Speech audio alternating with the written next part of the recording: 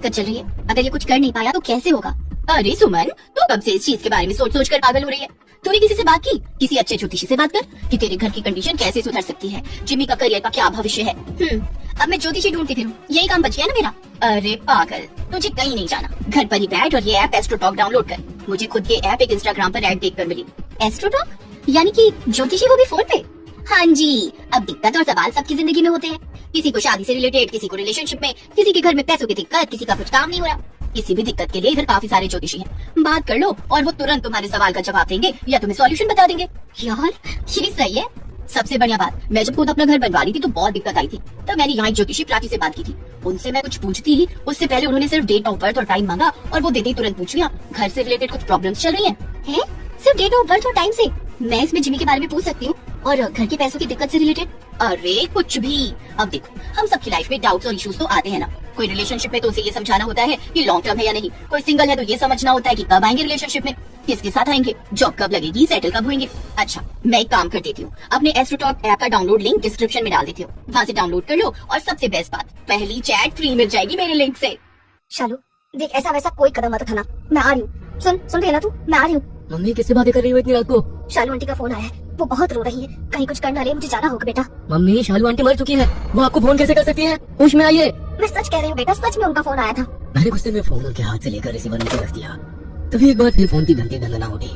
यूं आधी रात को अचानक फोन की घंटी की आवाज सुनकर मैं कांप उठा था। कांपते हाथों से मैंने फोन उठाकर हेलो बोला तो दूसरी तरफ से किसी औरत के सिसकने की आवाज सुनाई देने लगी। फोन मेरे हाथ से छूट गया और मैं पसीने पसीने होकर जमीन पर थप से बैठ गया। फोन का रिसीवर हवा में लटका हुआ था, फिर भी लगातार फोन के बजने की आवाज मुझे सुनाई दे रही थी। उस रात पहली बार मुझे समझ में आया कि रोए रोए में डर महसूस होना क्या होता है। शालू आई थी थोड़ी देर पहले, कह रही थी तू भी मेरे साथ चल। देख, तो उस दिन मुझे लेने नहीं आई, अकेला छोड़ दिया मुझे, लेकिन मैं तुझे अकेला नहीं छोड़ूंगी, अपने साथ ले जाऊंगी। मम्मी की बातें सुनकर मेरी आंखों के आगे अंधेरा छाने लगा था। साल 1898 की बात है। हम अपने बंगले नुमा घर में ठाट बाट से रह रहे थे। पापा का बिजनेस खूब फैल रहा था। हमारे घर में किसी भी चीज की कोई कमी नहीं थी। मम्मी की एक सहेली थी शालू आंटी, जो हमारे सामने वाले घर में रहती थी।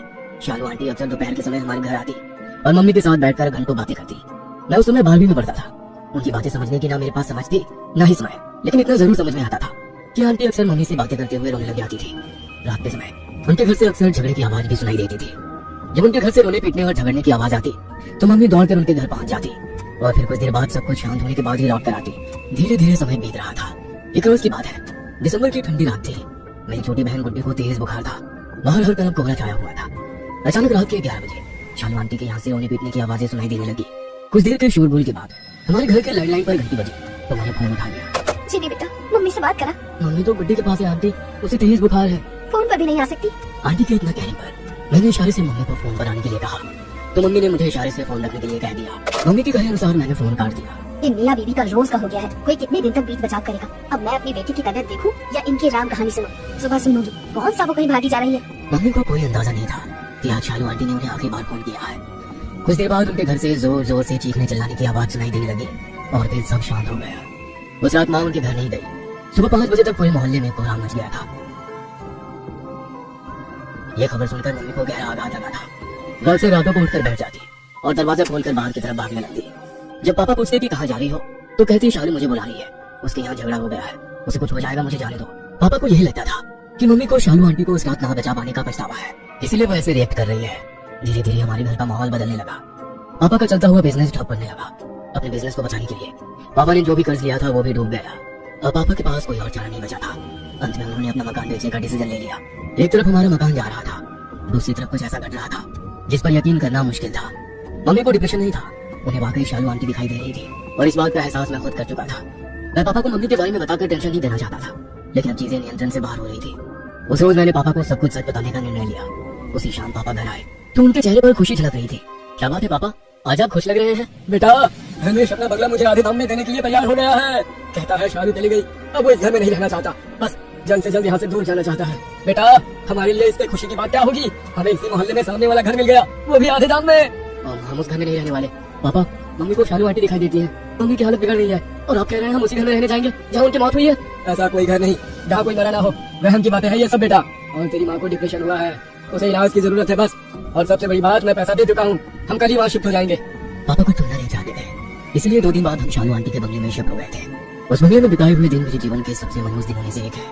मम्मी की हालत पहले से काफी खराब थी। पापा अपने कमरे में सोए हुए थे, मैं और छोटी मम्मी के साथ कमरे में सोए थे। अचानक आधी रात गए हमें किसी के जोर जोर से चीखने और रोने की आवाज सुनाई देने लगी। ऐसा लग रहा था जैसे कोई किसी को बुरी तरह से मार पीट रहा हो। घबराकर मेरी नींद टूट गई।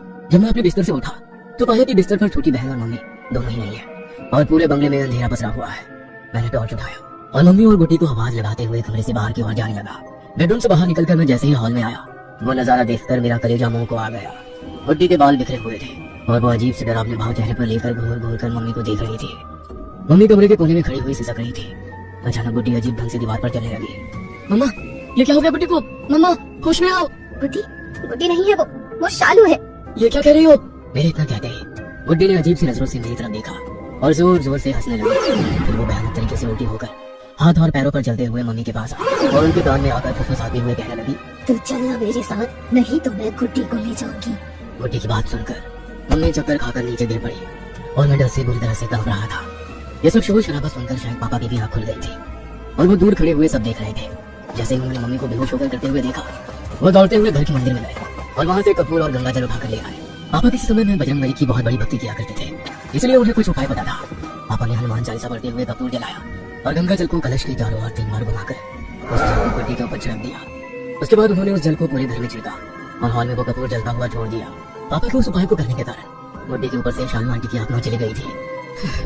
गलती हो गई मुझसे, जो मैंने तुम लोगों की बातों को गंभीरता से नहीं लिया और इतनी बड़ी मुसीबत में अपने घर को फंसा दिया। अगर इस घर में हम ज्यादा दिन रहे तो कुछ भी अनहोनी हो सकती है। ये प्रीत आत्मा बहुत शक्तिशाली है बेटा। मैं अपने उपाय से कुछ देर के लिए तो उसे रोक सकता हूँ, लेकिन ये उपाय ज्यादा देर तक काम नहीं करेंगे।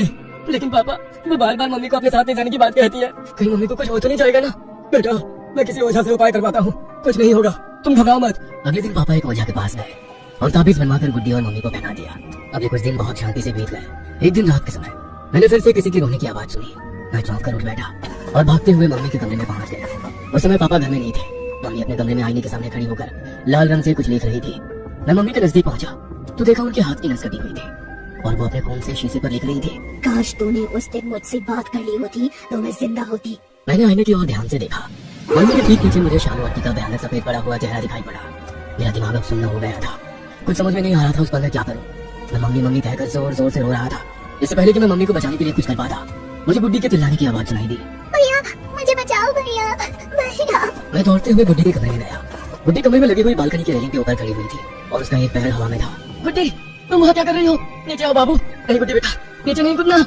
मैं गुड्डी के सामने गिड़गिड़ा रहा था। भैया मुझे बचा लो, मैं मरना नहीं चाहती भैया।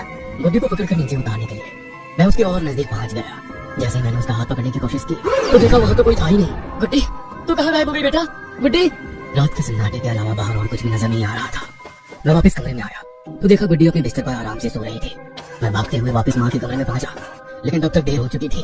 माँ जमीन पर मरी पड़ी थी और फर्श पर खून ही खून बिखरा हुआ था। लेकिन ये बात केवल मैं जानता था। उस रात माँ हमें छोड़कर चली गई। गुड्डी को गोद में लेकर मैं उसी समय वहां से निकलकर बाहर की ओर भागा। पापा हम सबको उस रात अकेले छोड़कर जाने के अपराध बोध से कभी बाहर नहीं आ पाए और गहरे डिप्रेशन में चले गए। उस काली रात ने हमारे पूरे परिवार को तबाह कर दिया। ये कहानी आपको अच्छी लगी हो तो हमें सब्सक्राइब करें, हमारा इंस्टाग्राम और फेसबुक पेज जरूर फॉलो करें। और हाँ दोस्तों, सब्सक्राइब करना भूलना मत।